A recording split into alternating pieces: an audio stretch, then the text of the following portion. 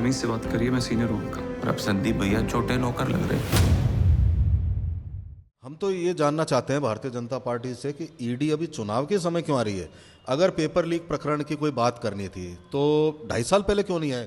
किरोड़ी मीणा जो इनके सांसद हैं वो कहते हैं कि 6 मंत्रियों के घर ईडी आएगी। पता पड़ा ईडी आनी शुरू हो गई। वो बुलाते हैं कि ईडी को यहाँ जांच करनी चाहिए, प्राइवेट लॉकर कंपनी है, 500 करोड़ रुपये कांग्रेस के नेताओं का मिलेगा। ईडी वहाँ पहुँचती है लेकिन मिलता कुछ नहीं है। सबसे बड़ी बात यह है कि ईडी भाजपा की सहायता के लिए आती है लेकिन ईडी की खुद की सक्सेस रेट। नमस्कार, मैं हूं नुपुर जारोली लोढ़ा और आप देख रहे हैं राजस्थान तक पर आप लगातार चुनावी कवरेज तो देख ही रहे हैं, लेकिन आज हम आ पहुंचे हैं पीसीसी ऑफिस में, जहां पर हम राजस्थान प्रदेश कांग्रेस कमेटी के सेक्रेटरी और मीडिया इंचार्ज स्वर्णिम चतुर्वेदी जी से मुखातिब हुए हैं। और चलिए इनका बहुत बहुत स्वागत कर लेते हैं और पूछते हैं कि कांग्रेस का राजस्थान में क्या कुछ एजेंडा है। सत्ते पे सत्ता कांग्रेस जो है वो दाव लगा रही है, 7 गारंटी की बातें कर रही है और कई बड़े मास्टर स्ट्रोक जो है गहलोत जी लगातार दावे कर रहे हैं। आखिरकार उनके ये दावे जो है वो ग्राउंड पे वाकई में सफलता दे रहे हैं या नहीं, इन्हीं से जानने की समझने की कोशिश करते हैं। स्वर्णिम जी, सबसे पहले आपका बहुत बहुत स्वागत है। नमस्कार जी। स्वर्णिम जी, सबसे पहले क्या लगता है राजस्थान में इस बार का रन जो है वो लगातार हम देख रहे हैं पिछले कई सालों से बिल्कुल अलग ट्रेंड जो है वो देखने को मिल रहा है, ऐसा क्यों? देखिए, राजस्थान में इस वक्त इशू जो है वो सबसे बड़ा यह है कि एक तरफ केंद्र की मोदी सरकार है जो देश भर में और प्रदेशवासियों को महंगाई और बेरोजगारी के बोझ तले दबा रही है। दूसरी तरफ अशोक गहलोत जी की कांग्रेस सरकार है जो महंगाई से राहत दे रही है और महंगाई से राहत देने के साथ साथ यहाँ पे मिनिमम इनकम की गारंटी दे रही है। और इनकम की गारंटी देने के लिए हमने यहाँ कानून बनाया जिसमें 125 दिन मिनिमम जो है हम सबको काम देंगे, चाहे ग्रामीण हो चाहे शहरी रोजगार की आवश्यकता हो। कानून की बात आपने कही है, बीजेपी लगातार भ्रष्टाचार पर ही आरोप लगाती है, कानून व्यवस्था की धज्जियां उड़ाती हुई बीजेपी दिखाती रहती है, उस पर क्या कहें?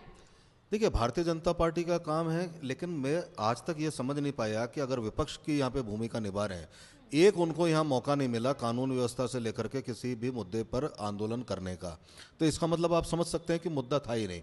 नॉन इशू को इशू बना रहे हैं। सबसे बड़ी चीज़ ये है कि कानून व्यवस्था में राजस्थान, अगर आप महिला अपराधों की बात करें तो यहाँ पे महिला अपराध कम हुए पिछले वर्ष की तुलना में।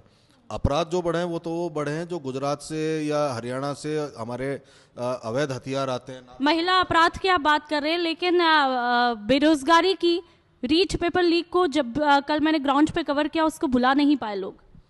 देखिए, मैं यही सारी चीज़ें कह रहा हूँ कि भारतीय जनता पार्टी मुद्दा बना रही है, लेकिन मुद्दे के साथ ये तो बताएं कि गलत कहाँ है। महिला अपराधों में नंबर 1 मध्य प्रदेश, मणिपुर जैसा हाल किसी ने किसी देश में नहीं देखा। क्या हुआ वहाँ पे? भारतीय जनता पार्टी के नेता जिन पर आरोप लग रहे हैं और खुले घूम रहे हैं, तो ये सब चीज़ें राजस्थान में नहीं है। दूसरी चीज़, पेपर लीक की जब बात करते हैं भारतीय जनता पार्टी के नेता, तो आपको के माध्यम से मैं यह भी बताना चाहता हूँ, जो पेपर लीक हुआ वो तो दोबारा पेपर करवा करके हमने भर्ती की। 3.5 लाख अगर भर्तियाँ पूरी की हैं राजस्थान सरकार ने, पेपर करा के ही किए, तो सारे पेपर लीक नहीं हुए। लेकिन हाँ, 13 पेपर जो भारतीय जनता पार्टी के शासन में लीक हुए, आंदोलन करे बच्चों ने, हाई कोर्ट का दरवाजा खटखटाया, वो तमाम काम आप गिनवा रहे हैं, लेकिन धरातल पे कुछ लोगों का कहना है कि जो एमएलएस को लेकर के रिपोर्ट आई अब तक की, कुछ में ये नारा चल पड़ा है कि गहलोत जी से बैर नहीं लेकिन विधायकों की खैर नहीं। देखिए, काम जब होता है, अगर प्रदेश में इंफ्रास्ट्रक्चर खड़ा होता है, यानी कि अगर 10,000 कहना चाहिए 10 करोड़ की सड़कें हर विधानसभा क्षेत्र में बनी, 1 लाख किलोमीटर सड़कें बनाई नई, तो सब विधानसभा क्षेत्रों में बनी। चिकित्सा की सुविधा सब क्षेत्रों में मिली, हर ब्लॉक में नए कॉलेज खोले, 308 नए कॉलेज खोले, तो राजस्थान में खोले, इन्हीं विधानसभा क्षेत्रों में खोले। और अगर चिकित्सालय खुले, पीएचसी को सीएचसी में कन्वर्ट किया, सीएचसी को उप जिला अस्पताल में कन्वर्ट किया अपने आप, तो ये इन विधानसभा क्षेत्रों में ही हुआ है। जो सुविधाएं मिल रही हैं वो विधानसभा क्षेत्रवासियों का है। हाँ, कुछ एक बीजेपी का प्रोपेगेंडा है जो जब सरकार के खिलाफ कुछ नहीं मिला तो चलो विधायकों के खिलाफ बोलना चालू करते हैं। लेकिन अब बात बागियों की भी हो चली है, बागियों को लेकर के कितनी चुनौतियां देख सकते हैं? 53 विधानसभा क्षेत्रों में भारतीय जनता पार्टी के बागी इनके जो अधिकृत प्रत्याशी है उसको अपने क्षेत्र में घुस करके प्रचार नहीं करने दे रहे हैं, जो प्रचार अभियान नहीं चला पा रहे हैं। इनके कार्यकर्ताओं को जो पसंद नहीं है कैंडिडेट, जनता का समर्थन कैसे मिलेगा? लेकिन कांग्रेस में आपको ऐसा कोई विधानसभा क्षेत्र नहीं मिला होगा जहाँ पे सड़क पे खड़े होकर के कोई हमारे जो अधिकृत प्रत्याशी उसके खिलाफ उतरा हो। अपनी बात कहने के लिए टिकटों से पहले सब लोग आए कि मुझे दो, इसे मत दो, या वो सब रहा होगा। लेकिन ऐसा मंजर जिसमें प्रदेश अध्यक्ष के पुतले फूके जा रहे हैं, कार के शीशे तोड़े जा रहे हैं, भाजपा कार्यालय तोड़े जा रहे हैं, भाजपा का जो मेन कार्यालय उसके मेन गेट पर ताला लगा करके पिछले गेट से पदाधिकारी जा रहे हैं, ऐसी स्थिति तो हमने कभी राजस्थान में नहीं देखी।